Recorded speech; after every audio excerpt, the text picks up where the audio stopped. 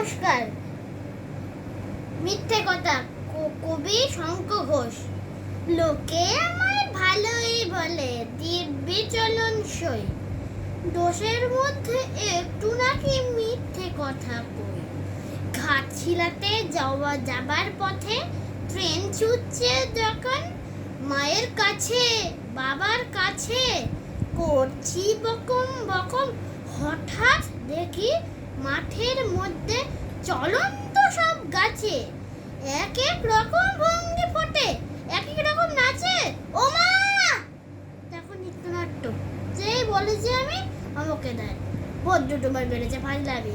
চিড়িয়াখানার নাম জানো তো? আমার সেজো মেজর আদর করে দেখিয়েছিলেন পশুরাজের কেশর। চুন কদিন পরে চুন বসানো দেওয়াল জুড়ে একই ঠিক অবিকল সেই রকমই মূর্তি যেন দেখি। ক্লাসের মধ্যে যেই বলেছি সুরজলার কাছে, জানিস আমার ঘরের মধ্যে সিংহ বাঁধা আছে।